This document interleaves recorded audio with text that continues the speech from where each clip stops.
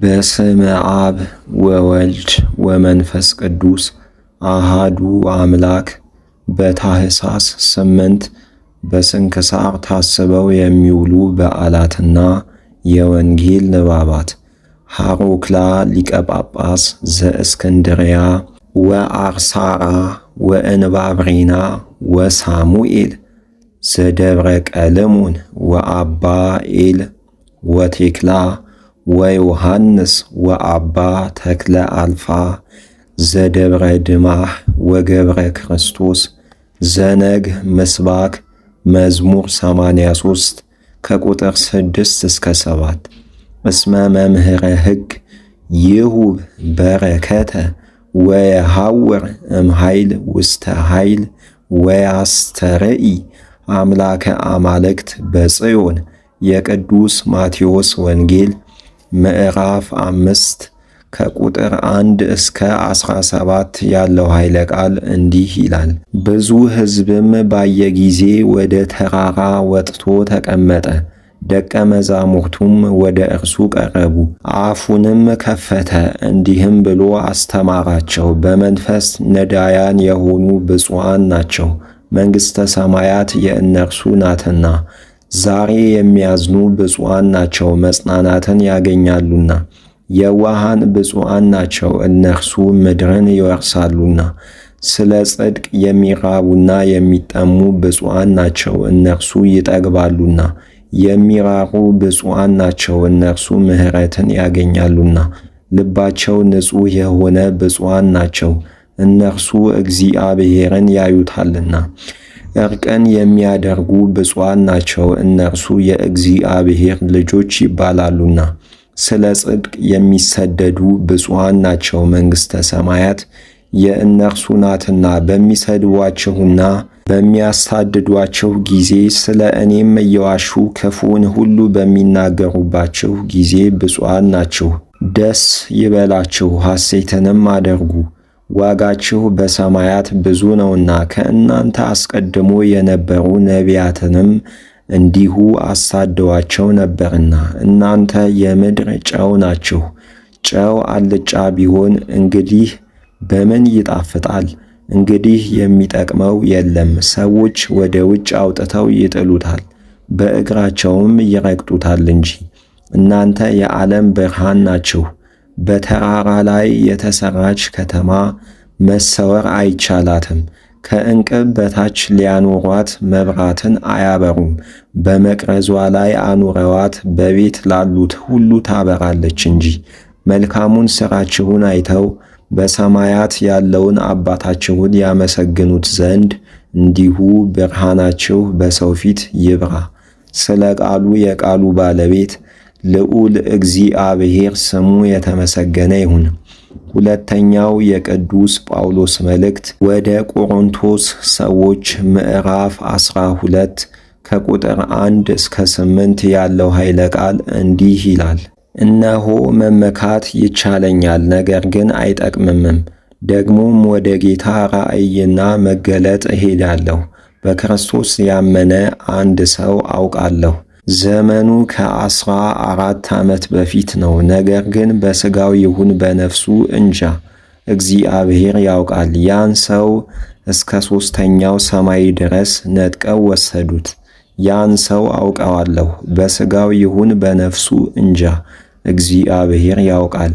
ወደ ገነትም ነጥቀው ወሰዱት። በዚያም ሰው ሊናገረው የማይችለውን የማይተረጎም ነገር ሰማ። ስለዚህም እንደዚህ ባለው እመካለሁ፣ በመከራዬ እንጂ በራሴስ አልመካም። ልመካ ብሻም አላዋቂ አይደለሁም፣ እውነቱን እናገራለሁና። ነገር ግን ስላዩኝና ስለሰሙኝ እንደምበልጥ አድርገው እንዳይጠራጠሩኝ ትቸዋለሁ። ስለዚህም ቢሆን በብዙ ራእይ እንዳልታበይ ሰውነቴን የሚወጋ እርሱም የሚጎስመኝ የሰይጣን መልእክተኛ ተሰጠኝ። ስለ ቃሉ የቃሉ ባለቤት ልዑል እግዚአብሔር ስሙ የተመሰገነ ይሁን። የመጀመሪያው የቅዱስ ጴጥሮስ መልእክት ምዕራፍ 3 ከቁጥር 8 እስከ 15 ያለው ኃይለ ቃል እንዲህ ይላል። የሁሉም ፍጻሜ የባልንጀራችሁን መከራ እየተቀበላችሁ አንድ ልብ ትሆኑ ዘንድ ነው። እንደ ወንድሞችም ተዋደዱ፣ ርኅሩኆችና ትሑታንም ሁኑ። ክፉ ላደረገባችሁ ክፉ አትመልሱ፣ የሰደባችሁንም አትስደቡ። ጠላታችሁንም መርቁ፣ በረከትን ትወርሱ ዘንድ ለዚህ ተጠርታችኋልና። ሕይወትን የሚወድ መልካሞችንም ቀኖች ሊያይ የሚሻ አንደበቱን ከክፉ ከንፈሮቹንም ተንኰልን ከመናገር ይከልክል። ከክፉ ይራቅ፣ መልካምንም ያድርግ፣ ሰላምን ይሻት ይከተላትም። የእግዚአብሔር ዐይኖቹ ወደ ጻድቃኑ ናቸውና ጆሮቹም ወደ ልመናቸው ናቸው። የእግዚአብሔር ፊት ክፉ ወደሚሠሩ ሰዎች ናት። በጎንም ለማድረግ ብትቀኑ ክፉ ሊያደርግባችሁ የሚወድ ማን ነው? ነገር ግን ስለ ጽድቅ እንኳ መከራን ብትቀበሉ ብፁዓን ናችሁ። የሚያስፈራራችሁንም አትፍሩ፣ አትደንግጡም።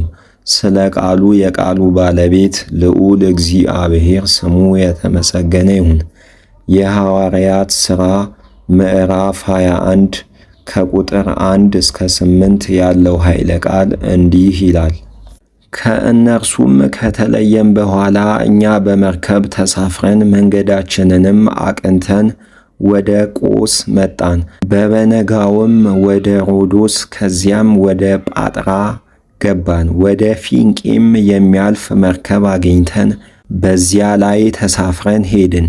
ቆጵሮስንም አየናት። በስተግራችንም ትተናት ወደ ሶርያ ሄድን። ወደ ጢሮስም ወረድን። በመርከብ ያለውን ጭነት ሁሉ በዚያ ያራግፉ ነበርና። በዚያም ደቀ መዛሙርትን አገኘንና በእነርሱ ዘንድ 7 ቀን ተቀመጥን። እነርሱም በመንፈስ ቅዱስ ተገልጾላቸው ጳውሎስን ወደ ኢየሩሳሌም እንዳይወጣ ነገሩት። ከዚህም በኋላ ለመሄድ ወጣን። ሁሉም ከሚስቶቻቸውና ከልጆቻቸው ጋር እስከ ከተማው ውጭ ሸኙን። በባሕሩም ዳር ተንበርክከን ጸለይን። እርስ በርሳችንም ተሳሳምን፣ ተሰነባበትን። ከዚህም በኋላ ወደ መርከብ ወጣን። እነርሱም ወደ ቤታቸው ተመለሱ። እኛም ከጢሮስ ወጥተን አካ ወደምትባል ሀገር መጣን። ወንድሞቻችንንም አግኝተን ሰላም አልናቸው። በእነርሱም ዘንድ 1 ቀን አደርን። ስለ ቃሉ የቃሉ ባለቤት ልዑል እግዚአብሔር ስሙ የተመሰገነ ይሁን። ምስባክ መዝሙር 26 ከቁጥር 5 እስከ 6 እስመ ሀብአኒ ውስተ ጽላሎቱ በዕለተ ምንዳቤየ ወሰወረኒ በምህባአ ጽላሎቱ ወዲበ ኮኩ አልዓለኒ። የቅዱስ ማቴዎስ ወንጌል ምዕራፍ 11 ከቁጥር 16 እስከ 20 ያለው ኃይለ ቃል እንዲህ ይላል። ይህችን ትውልድ በምን እመስላታለሁ? በገበያ ተቀምጠው ጓደኞቻቸውን የሚጠሩ ልጆችን ትመስላለች። እንዲህም ይሏቸዋል፣ እንቢልታ እየነፋን አቀነቀንላችሁ፣ አልዘፈናችሁም። ሙሾም አወጣንላችሁ፣ አላለቀሳችሁም። ዮሐንስ ሳይበላና ሳይጠጣ መጣ፣ እነርሱ ግን ጋኔን አለበት አሉት። የሰው ልጅ እየበላና እየጠጣ መጣ፣ እነርሱም እነሆ የሚበላና የወይን ጠጅ የሚጠጣ የቀራጮችና የኃጥአን ወዳጅ ነው አሉት። ጥበብም ከልጆቿ የተነሳ ጸደቀች። ስለ ቃሉ የቃሉ ባለቤት ልዑል እግዚአብሔር ስሙ የተመሰገነ ይሁን።